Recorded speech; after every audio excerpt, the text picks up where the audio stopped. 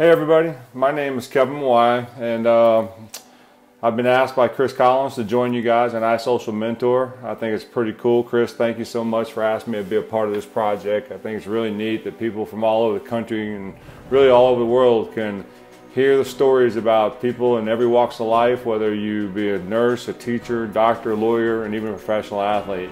So thank you for the opportunity, and hopefully I can pass on some wisdom, some life lessons that I've learned, and just kind of tell you a little bit about myself and my story, and who knows, maybe my story will help somebody or encourage or bless you guys, and we're blessed to be a blessing, and I really believe that. So a little bit about myself. I played in the NFL for 16 years. I retired in 2009. I played for the Seattle Seahawks for 4 years, 1994 to 1997. The New York Jets from 1998 through 2005. And I finished my career in Tennessee with the Titans from 2006, 7, 8, and 9. After retiring from the NFL, I coached college football for a year at Vanderbilt. I was a high school football coach for a little while. I volunteered at Louisiana State University, LSU, my alma mater. Coached Little League football for a couple of years, and in the last couple, 3 years, I've been interning in the NFL, training camps and mini camps with the goal of eventually landing a full-time coaching job in the NFL. So that's what I'm doing now. The question I have here is, growing up, who had the biggest impact on the person I am today? Early on, especially going into becoming in my early adulthood, I would say it's my mom and dad had the largest impact in my life. My mom and dad have been married now. They'll celebrate 50 years this coming December. And my dad was a hard worker. He worked in the Army, was career military for 23 years, and he retired out of the Army when I was a sophomore in high school. But I used to watch him prepare to go to work, whether it be packing his rucksack and when he's going out to the field for several weeks, or just shining his boots in the morning, and just watch with intensity the care and how meticulous he was in his uniform, taking pride in what he did, and he brought his 4 boys up to work hard, to do things the right way. He always told us that if you're going to do it right. It takes a whole lot more work to go back and fix it than you did if you just did it right the first time.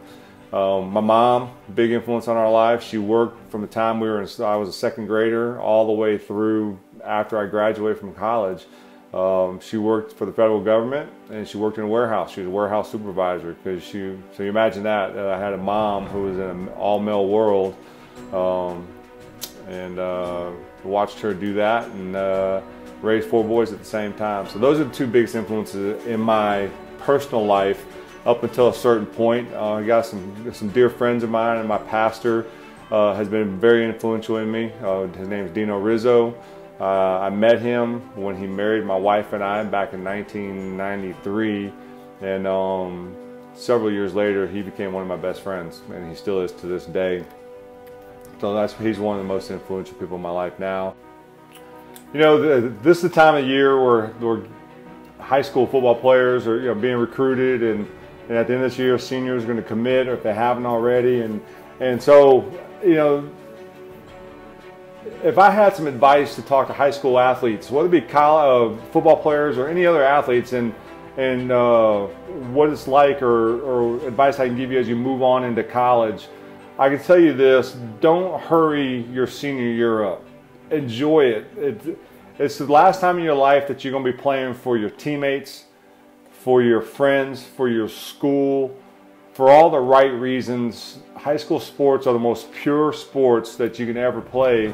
But once you get to college, it's a little bit different. It becomes more of a job. You got to go to full-time school, full load of classes, 12, 16 hours, whatever it is, and then you got to put in your time at your sport. If it's football, it's 7 days a week, 6 days a week. Baseball's the same thing. Soccer, volleyball, you pick a sport. And so I would say, first of all, enjoy the high school years. Enjoy your high school career. Don't wish it goes away so you can hurry up and get to the next level. And then the other thing I'll do is prepare yourself mentally. Because as good as you are, if you are a recruitable athlete, everybody on that team is just as good as you are. Or else they wouldn't be playing football or playing that sport. they've all got scholarships. In football, you get 85 scholarships, so you're one of 85 guys that are on scholarship. Everybody's 3, 4, and 5-star athletes. And so now you you got to measure yourself up to the best. You're a 1%er now. So if there's 100,000, or I think there's 1 million high school football players in America, only a handful of them, less than 100,000 of them play college football. And less than that make it to the NFL. And so you're a 1%er, but everybody else on that roster is a 1%er also. That's just kind of what I call it, because the odds are stacked against you to get to college, play college athletics, but then to get to the next level, even worse. So, you know, my advice is enjoy the moment, enjoy where you are now, enjoy the process through recruiting. And when you get to college, whatever it is, whether it's a Power 5 school, Division I AA, 2, 3, or NAI, it doesn't matter. If you love the sport, play the sport because you love the sport. You know, don't be a slave to the scholarship. Don't be a slave because you need the money. Playing college athletics is too difficult to do it for the money. You gotta love it. You gotta love what you're doing, and I did. I loved playing LSU. I was there for 5 of the worst 6 seasons in the history of school, but I loved playing football, and that was my motivation to stay academically eligible. I didn't even know what I wanted to major in. I just wanted to play football. So in order to play football, you had to keep your grades up, and in order to keep your grades up, you had to go to class. And so that's the other thing. You got to prepare yourself for what happens off the football field, or off the courts, or out of the gym, because there's so much more free time. Well, I'll say that, not free time. I'm gonna take that back. There's so much going on a college campus that you can get lost in the distractions of the social life and forget that you're there because you're a student athlete. And I know that term's been thrown out there so many times about, you know, you're really not a student athlete. You're there to play athletics that happens to be going to class. I don't care what you call it. You're there to get an education, because the chances are you're not going to play in the pros. And I'm just blunt like that because you're just not. If you're a 1%er that plays in the pros, whether it be basketball, baseball, football, volleyball, overseas, you're a female playing in Europe, or you're a male playing Major League Soccer. Think about the number of people you played in your high school team with, and how many of those guys are actually playing in the pros right now. And you're just one of 120 if you're on a big high school team. You're one of 30 if you're on a small high school team, and you're the only one playing college ball or college sports. So now you take that number and think about that, and split that number in half again, and say, like, there's a half of one of you playing for every guy that played in your high school team. And it's even less than that. And there's 2,000 spots on an NFL team in the NFL in any given season. And figure out all the kids that play high school sports. And so I'm saying, I'm not trying to discourage, I'm just trying to open your eyes and be realistic to the situation, that you're not just going to college to play football, or to play basketball, or to play baseball. You're going there to take advantage of the opportunity to get an education at an institution that's going to allow you to have a trade, a knowledge, a job for the rest of your life. And that's something that you need to take advantage of, and know that it is a job, though, because you got to show up. You got to be on time. You got to be accountable to your teammates. You got to be accountable to the coaches. You got to be accountable to your academic advisor. You got to go to class. You got to pass the grades. You got to have a 2-point whatever to be eligible to play. And I speak from experience. My freshman year, I only carried 12 hours, which is the bare minimum to stay eligible, and I flunked my biology class. Now, the only thing I ever wanted to do was play football. And I flunked biology, which made me ineligible for spring ball. And I was frustrated by it. I had to pick up summer school class to be able to make up so I'll be eligible for the fall next year. And that grade hurt me. I was an A-B student in high school, kind of got caught up in the college life at LSU. And my first semester, I got weeded out in a weed out class. It was a biology class with 400 students in it. And I didn't take it seriously, and I flunked it. And so that's when I realized that if I really wanted to play, I got to bone up on the books. And I did, and I ended up graduating on time, but I made it very difficult for myself. So that was something I had to learn how to do, is how to manage my time between school, between athletics, and then somewhere in there figure out my social life, and I made it work. Unfortunately, there's too many guys and too many student athletes who don't make it work. You think you're there just for sports. Well, the academics got to come first, because if you don't have those, you're not going to play. So that's the biggest advice I would say. Just know that you're going there, but enjoy where you're at now. Don't hurry up your senior year. You're not going to get it back. So hate to be so blunt about it. That's just the way I am. But man, it was enjoyable. It was worth every moment of it.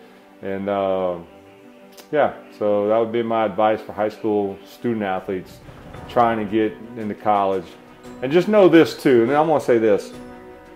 I've worked with high school kids before who aren't the best football players on their team, who aren't as athletic as other guys that I've worked with or other guys on the team, and they've asked me, Coach, do I have what it takes to play college football?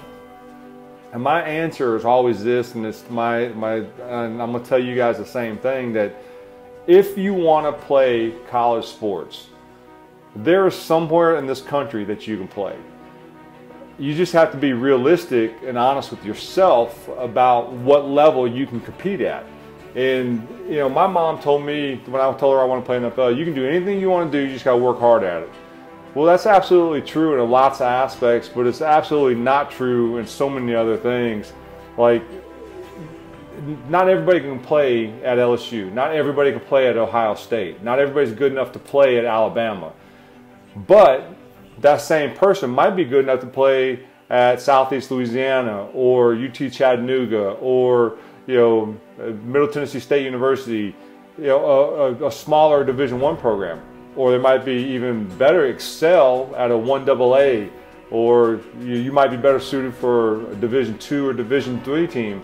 And a lot of people turn their nose up to those kind of programs because it's not the 120,000 seat stadiums and it's not the Power 5 conferences. But what I've learned, and I've learned this as a dad, going through recruiting with both my kids in swimming, that sometimes your best option if you want to be an athlete is not to pick the #1 team in the country. It's to go to a smaller school, because that way you have an opportunity to play. If you want to go to a big school and you just don't have the talent, you can go there and be a walk-on and things like that. But it goes back to being honest with yourself and taking a really good look at who you are, the type of athlete you are, where your skill set is, and what is your best fit. And there's been success stories that guys will walk on at big schools to go on and get a scholarship and play in the NFL or go to the pros, and that happens. I'm not saying it's not going to happen. I'm just saying if you really want to play college sports, there's some place for you to play. You just got to be open to that realization and be honest with yourself. So, not the yay answer that everybody wants to hear, but it is the truthful answer. And if you're one of those people, I wish you the best of luck, and just give everything you got. And here's what you don't want to do is go somewhere and not give your best effort and then live with the regret that I could have done it if I did something better. And so give it your best shot, and good luck to you. Next question is this: what are some of your greatest memories in football, in your football career, memorable moments in your football career? And after 16 years, you get forced to try to memorize some of these things, and you really don't think about them until somebody asks you to, and you're like, oh wow, well there's one. But so there's a handful of them. The day I signed with LSU out of high school, and I signed my national letter of intent, it was like February 9th, 1989. I remember that. I became an LSU Tiger, and today I bleed purple and gold, and it's one of the best decisions I ever made in my entire life. The day I got drafted in 1994, I was projected 4th rounder before the draft. My stock rose. I became the 36th pick overall, 6th pick in the 2nd round. Never forget that day. It's the day that I found out I was going to go to become a Seattle Seahawk. The day that my agent told me that I became the highest paid center in the history of the NFL. 1998, I was a free agent, and that's when Parcells took a chance on me. And then, so those are just contractual business type things that I remember. From a playing standpoint, there's some games that really stood out. In 1993, as a senior in college, we played Alabama in Tuscaloosa, and the LSU Tigers, after 4 losing seasons and working on our 5th one, we beat Alabama, who had the nation's longest non-losing streak. At the time, you could end the game in tie. They were 30-0-1, and nobody believed that we'd have an opportunity to beat them. We went into Tuscaloosa, ran the ball on them. Our defense played outstanding ball that day, and we beat Alabama in a game that was dubbed "When Pigs Fly" game, because somebody said that the day that LSU beats Alabama was pigs will fly, and so that's one of them. In New York, we played a Monday night game against Miami Dolphins. We were down by 30+ points in the 3rd quarter, came back to win the game in overtime. It was dubbed the number 1 game, the number 1 Monday night game in the history of the NFL. So that was a Monday night miracle game, and I played in that game. There was a game in 1998. We were 12-4 with the New York Jets. We go to Denver in the AFC Championship game to play against John Elway and the Four Horsemen, or whatever they call the receiver, and we were winning. 10 minutes to go, and we're up by 10 points, and we're going to go play Atlanta in the Super Bowl. And we'd already smoked Atlanta earlier in the year, and John Elway just lit it up. I mean, touchdown, kickoff, recover, touchdown, and they ended up beating us in the AFC Championship game. That was one of the worst losses I've ever had to deal with, but it's still a memorable game. That was the closest I ever got to playing in the Super Bowl. And then in Tennessee, we played against the Arizona Cardinals.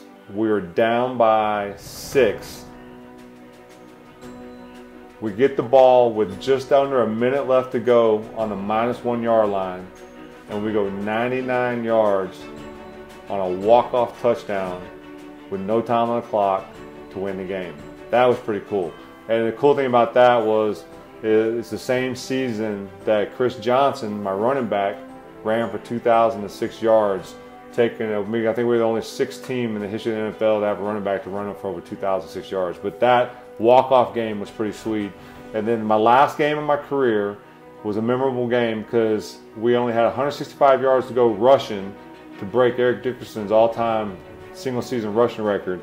And ironically enough, we were playing in Seattle, where I started my career. We went over 2,000 yards. Should have broke the record. Had a bad call. Ed Hockley called a holding penalty, and turns out it was a bad call, and he admitted it. But anyways, so we beat Seattle in Seattle. I think we beat Seattle, but we went over 2,006 yards rushing that game. And that was the last game of my career. I finished my career in the city that I started, in Seattle Seahawks Stadium. So those are memorable games and moments in my life, in my career, the playing career, that really stood out in my life. Yeah, so that's it. And then I think some other things. Off the field, the honors. Just recently, I flew to New York, and I was surprised when the New York Jets told me that I had been nominated and selected to go into the Ring of Honor at New York Jets Stadium. So that's a huge honor. I'm excited about that. In 2007, I got a letter informing me that I was selected for induction into the LSU's Athletic Hall of Fame. 2013, I got a phone call that said, "Congratulations, you were selected in our inaugural class for Polynesian Football Hall of Fame in Honolulu, Hawaii, because of my Polynesian roots." So those are off the field things that have really stood out. When I got inducted into the Louisiana High School Athletic Association Hall of Fame, and then the Louisiana Sports Hall of Fame. So those were all pretty special for different reasons and at different times in my post-playing career, and moments that really stuck out in my life. So what has been the biggest hurdle you have had to overcome in your life? And obviously, the death of my brother was the largest hurdle I've ever had to overcome and had to understand and deal with. And now that I'm getting older, I'm 46 years old. My parents are getting older. they're healthy now. That's something that we all going to have to face, and hopefully later than sooner. So I'm not preparing myself for that. I just know it's a reality that's going to come.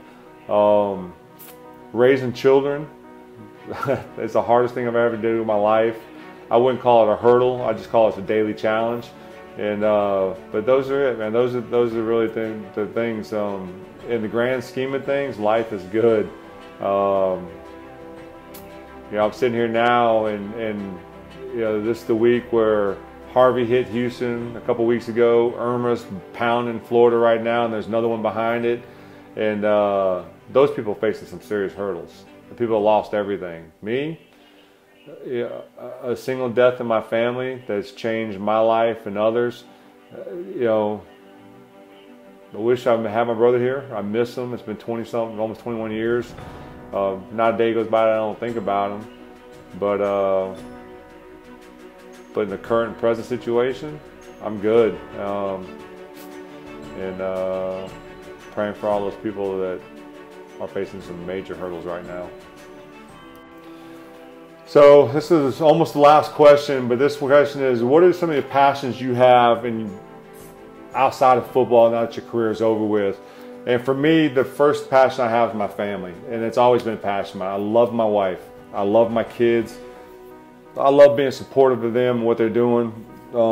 Fortunately for me, the NFL lifestyle allowed me to be around them, and I coached my son early on when he was younger. I coached college, coached his football teams, and both my kids competed in different things. I never missed an athletic event of theirs.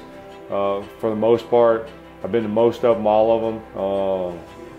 But I enjoy watching my kids compete. And that's my biggest passion, is seeing my kids succeed and being a part of their life. And so when I retired, that's the one thing I look forward to the most, is being a part of, being around them more. And it's just like, the older they get, the less they want you around them. But that's what I'm passionate about. I am passionate about coaching football. I really enjoy teaching the game that I love and what I got so much out of. For the last 4 years, I started training offensive linemen on an individual basis, private training, and I teach them fundamentals, technique, and get them ready for training camp and things like that. So my passion for the game as a player has transferred into teaching the game to other players to be the best they can possibly be. Whether it's a junior high, high school kid, or college or NFL player, just to spend a couple hours from here, time to time, and teaching them technique and understanding the game. And the really cool thing when I coach college players getting ready for the draft, or NFL guys, is the game within the game, understanding like the technique that you're playing, but the mental part of it that goes with it, and how do you match the technique with the mental part, or how things to look for, and up your game that way. And the other part of it is I enjoy sharing my journey as a football player with football players, especially young guys that are looking hopefully to carve out a career like I did, but to help them to understand the professional side of it, the business side of it. And one thing I didn't talk about was I was the president of the National Football League Players Association, the NFLPA, and I was the president during the time of the lockout. So one of the proudest moments I had was making sure that we signed a collective bargaining agreement that we all felt was a fair deal, but what it did was keep football alive for the foreseeable future. And because of my role as a player's president, I'm very knowledgeable about the game, the business of the game, about the do's and don'ts, the rules, what players are allowed and what they're not allowed. Benefits, teaching guys about their benefits, their retirement packages, things like that, things that a lot of guys don't consider at the age of 22. When you turn 35 and you broke down and you're out of the game, where do you find help? Where do you get the help?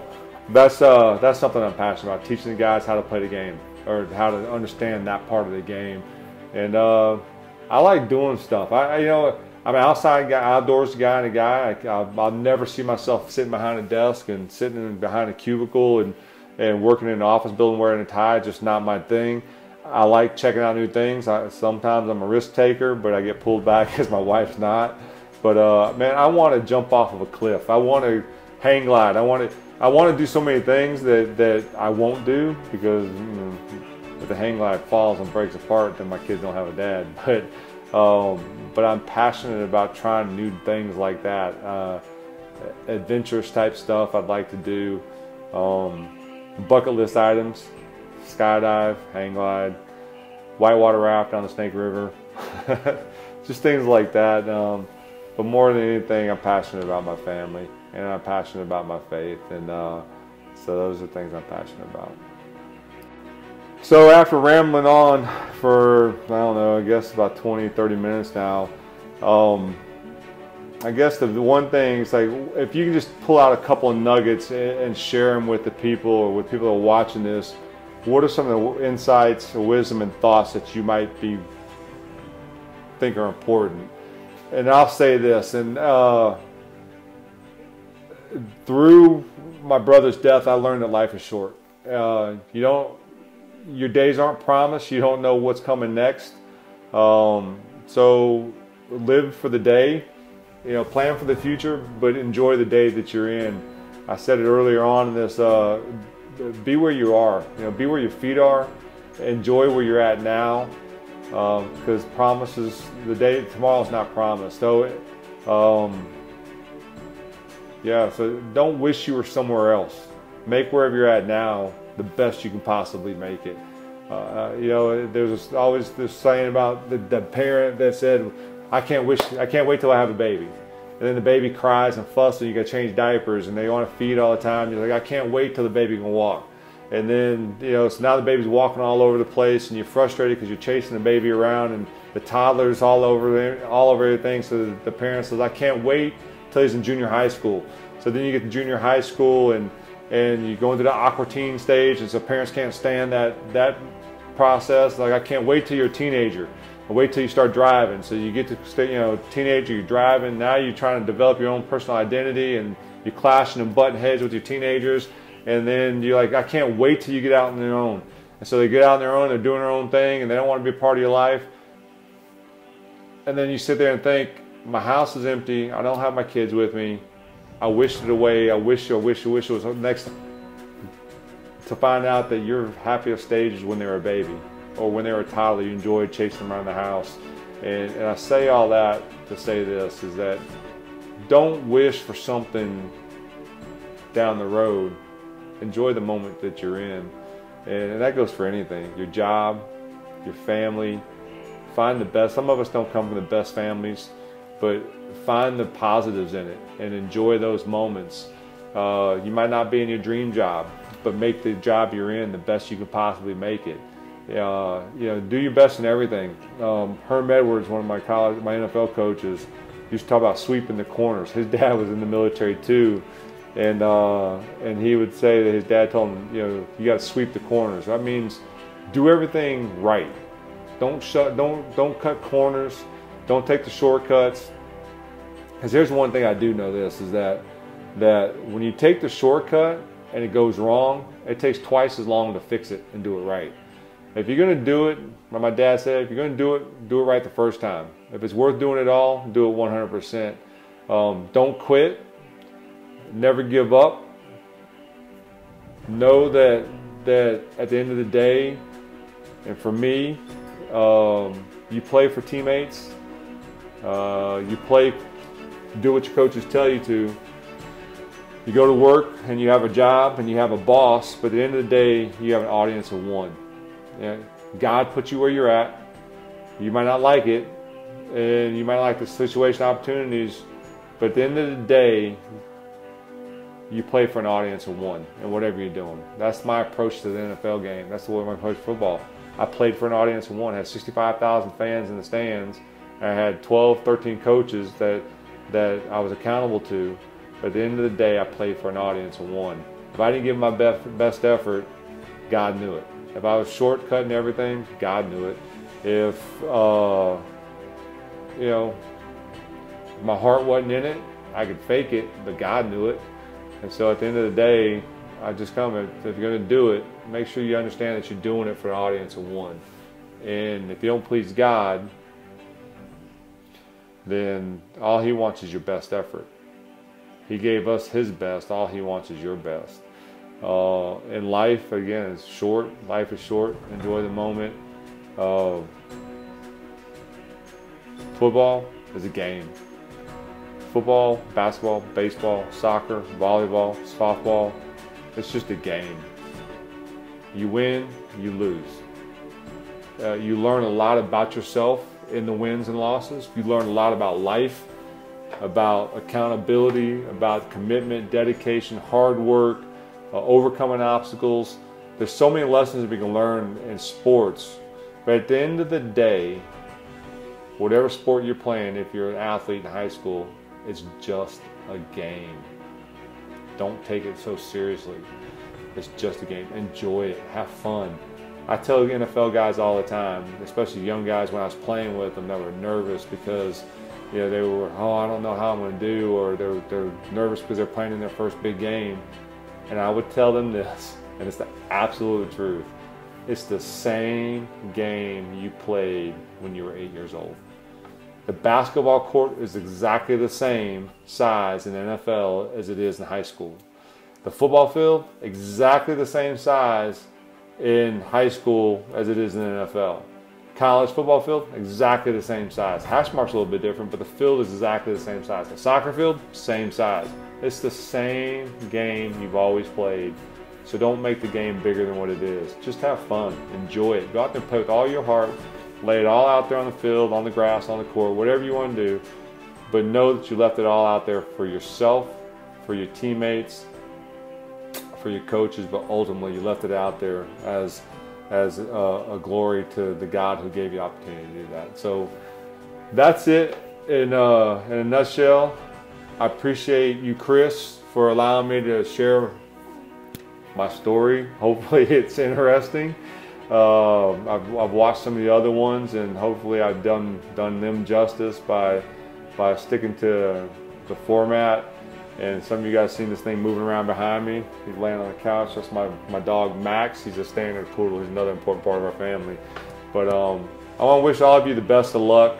You can follow me on Instagram or Twitter at Kevin Mawae. That's KEVIN MAWAE.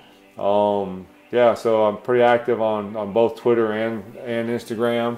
Share most of my personal, a lot of personal things on Instagram. What I'm reading, I'm Bible studying, or I'm doing devotions. I'll share some of those things on there. But hit me up, follow me, check me out. I hope you guys are well. Be blessed, and good luck to you guys. All right, God bless. Bye.